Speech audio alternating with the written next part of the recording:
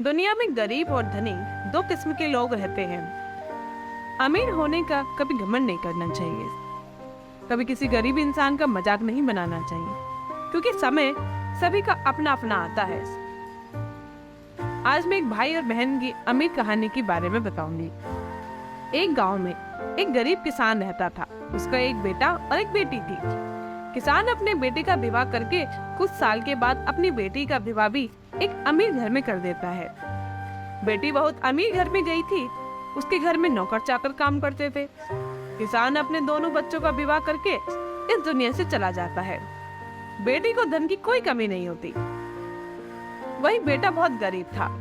किसी तरह खेती मजदूरी करके अपने परिवार का पालन पोषण करता। उसकी पत्नी भगवान भोलेनाथ की बहुत बड़ी भक्त थी। गरीब होने के बाद भी वह भगवान से कोई शिकायत नहीं करती। वह थोड़े में ही गुजारा कर लेती और अपने परिवार के साथ खुशी से रहती थी। वही उसके पति की बहन धन ज्यादा होने के कारण घमंडी थी।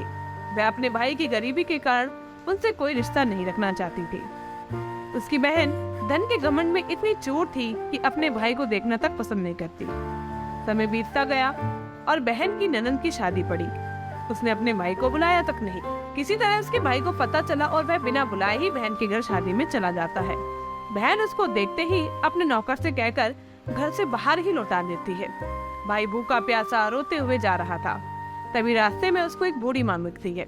उन्होंने भाई से पूछा, बेटा क्यों रो रहे हो? इतने में वह सारी दुखदाई कहानी बताता है। बूढ़ी माता ने उसे समझाकर चुप होने को कहती है। बूढ़ी माता जी गरीब किसान से कहती है कि बेटा पास ही में मेरा एक बगीचा है, चलो कुछ खा के आराम कर लो। दोनों बगीचे में जाकर खरबूजे खाते हैं और बूढ़ी माता ने एक थैले में खरबूज और कुछ खाने पीने का सामान रखकर उसे वहाँ से भेज देती है। घर पहुँचने के बाद बच्चे सब अपने पिता के आगे पीछे घूमते हैं। उसकी पत्नी अंदर से पानी लेकर आती है और तुरंत थैला हाथ से लेकर देखने लगती है कि मेरी ननद ने क्या दिया है। बेचारा भाई वहाँ से चला जाता है। उसकी पत्नी जैसे ही उस खरबूजे को काटती है खाने के लिए, तो उसमें बीज की जगह हीरे मोती चमक रहे होते हैं और वह बहुत खुश होती है। फिर अपने पति के पास जाकर कहती है कि दीदी को हमारी गरीबी देखी नहीं गई, इसलिए इतने सारे धन दे दिया। बेचारा किसान भाई सोच में पड़ जाता है और किसी से कुछ नहीं कहता। अब बेचारा भाई भी बहुत धनी और पैसे वाला हो गया। भाई के अमीर होने की खबर धन के घमंड में चूर रहने वाली बहन को पता चलती है और बिन बुलाए अपने मायके यानी भाई के घर आ जाती है। यह देखकर भाई मन में सोचता है कि जब मेरे पास धन नहीं था तो मेरी बहन मुझे देखना तक नहीं चाहती थी। फिर भी उसने और उसकी पत्नी ने उसका सादर सत्कार किया। कुछ दिन के बाद बहन को ससुराल से बुलावा आया।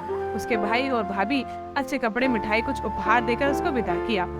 इतना सब देखकर उसकी बहन के आंखों में आंसू आ जाते हैं। उसको समझ में आ जाता है कि धन ही सब कुछ नहीं है, अच्छा स्वभाव और दिल का बड़ा होना भी जरूरी है।